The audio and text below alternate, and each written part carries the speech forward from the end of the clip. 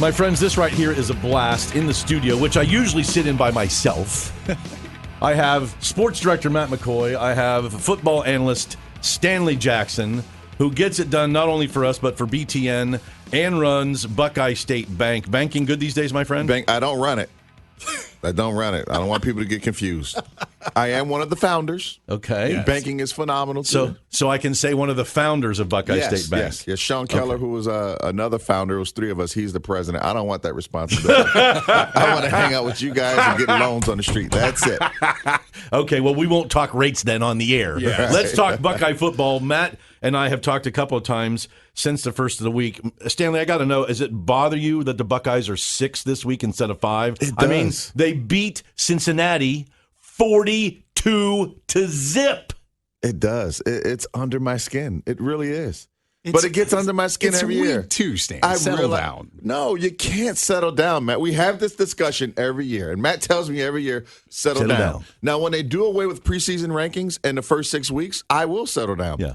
But until then, it matters. The college playoff committee always says, well, it doesn't matter what happens in week 2. But when they try to justify a reason for putting Alabama in, for putting Clemson in, they point back to week 3's game. Preach it.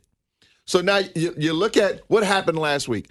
The second highest ranked ACC team gets knocked off. They're terrible. They get destroyed by Maryland. Maryland beat them 63-20. So Syracuse was the only other ACC team ranked besides Clemson. Right. So right now, Clemson has no other ranked teams on their schedule. What's going to happen? They're going to find a way to rank 2 or 3 of them. Starting with North Carolina, if they win this week, they'll be ranked 10th next week. Then you look at Georgia. I mean, listen, there's 3 good teams in the SEC right now. I don't know how good Georgia is, but there's no question. LSU with Joe Burrow. You're welcome, LSU. Yes. With Joe Burrow. Yes. Georgia has talent. Alabama has talent. After that, the conference is junk. But they're going to put 3 of them up above Ohio State, above Oklahoma to justify their reasoning at the end of the year. That's why it matters. I wouldn't say they're junk. I mean, are they as good as those 3 teams? No, they're junk. The rest of the conference is junk. Auburn is pretty good. They Based on deserve what? to be ranked. Because they beat a bad Oregon team with an overhyped quarterback? I wouldn't say they're a bad Oregon team. Did you watch the game? I did. Their coach is bad. I did. And their players are Oregon bad. screwed the game up. Absolutely. Big time. Look, I don't think Florida deserves to be in the top 10 right now. But they are good. I mean, they're. It's not like the conference stinks. I agree with you. I think top to bottom right now, the Big Ten's better. But when you say the rest of the conference is junk, I think that's a little harsh. No, it's junk. I mean, who has Florida beat? Florida beat Miami. Oh, really? Who lost to North Carolina. Exactly. And exactly. North Carolina beat 10 next week. Who was it last week? Whoever it was, a Sisters of the Poor team last week. Did you watch Florida's quarterback play last week? I don't think it's a disaster. I do not understand why Florida is a top 10 team. I have them like 15 in my poll. And then tell me why LSU jumps after beating Texas, which everybody overranks every year. Oh, but remember, Texas beat Georgia last year in the bowl game, so that matters. Yeah. But their jump stops right by Georgia.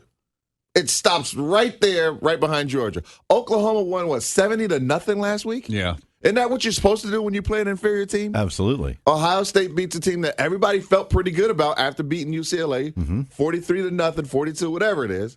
But I told you get no credit for that. I told you what was going to happen. That once Ohio State mashed Cincinnati, they're going to say, oh, Cincinnati isn't any good. Yeah. Not that Ohio State went in and handled business against a good team. It's a sham. It's a setup for the playoff at the end. Right on. More with Stan Jackson and Matt McCoy coming up. News Radio 610 WTVN, sports director Matt McCoy and Stanley Jackson, our football analyst, in studio. Don't forget, about noon today, you'll hear the Jackson and McCoy podcast page drop.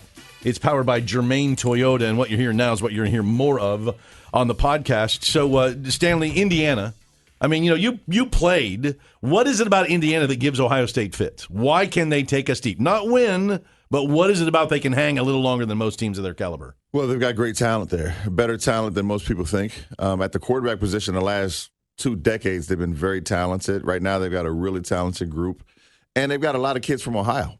And they play close to it, and you play them all the time, so they're so familiar with our program that it allows them to play well. Plus, let's be honest, Ohio State has a bullseye.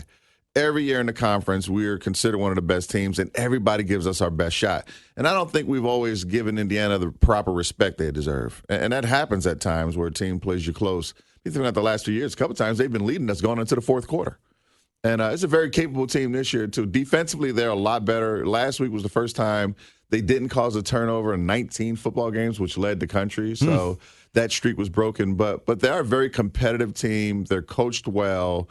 And they just want to beat Ohio State as badly as any game they've ever wanted to win. You know, their coach, Tom Allen, is in third year now. He took over for Kevin Wilson. He seems like to me like the right kind of guy for Indiana. He's an Indiana native, so I don't know that he has big delusions of taking a greater program. He's very energetic. Students like him. Yet I say that, and they haven't made a bowl game under him. Kevin Wilson, his last 2 years, did have him at least make bowl games. Do you like this guy? Is he somebody that can? Well, first of all, what would be success in Indiana? Like year after year, bowl games? Can they be more than that? Back in the 90s, when Bill Mallory was there, they finished second in the Big Ten a couple of times. Well, yeah, I mean, because they had a good run. They ended up with some good talent there. I mean, programs like that, you want to have a run once a decade, once every 20 years where you actually get talent that other teams want it, and then you can compete. Northwestern seems to do it. But the challenge that Indiana has is they've been hamstrung. I mean, the way they set up the divisions in the Big Ten is ridiculous. Oh, yeah. So every year they're looking across over there, looking at Wisconsin, where you got Purdue, Nebraska's been down, Illinois has been down, Iowa has been shaky. And then they look in their division, and you got Michigan, Michigan State, Ohio State, and Penn State every year. Now Maryland looks like it might be a monster. And so they're really set up from the jump. And then the powers that be, from some odd reason, thought it made a lot of sense to play one more conference game. Because remember, we used to play 4 non-conference games. Right. And so what happens? We've gone from 8 to 9, yeah. We went from 8 to 9. We're the only Power 5 conference that have all 5 criteria in regards to how you get into the playoff. We're the only one that meets all 5. No other conference does that. And then we ask teams like Indiana to make a bowl game. Well, how am I going to do that? But I'm playing 9 conference games. Typically, they do well in their out-of-conference games. Now, they go on the road and play some teams they should never play on the road, but they win them. They've been winning those games recently. And then sometimes they play a tough out-of-conference game, like whether it's Notre Dame or Arizona State or something like that. And then they got to play 9 conference games. So that's their problem. It's a challenge for them, in my opinion, to get to a bowl game every year. But when you think about what they've done, every year it's come down to that last game. Yep. And what happened in the last decade? Purdue has gotten better. Real quick, your read on Justin Fields after 2 weeks. Sensational. Quarterback to quarterback. He's sensational. He's got every skill set you want. When his mechanics are there, he's accurate. And I think he's learning that he doesn't have to win games, that he could just spread it around. I want to see him under diversity. I want to see him, not diversity, I want to see him under duress, some pressure where things aren't going so well, to see if he responds. No, he should.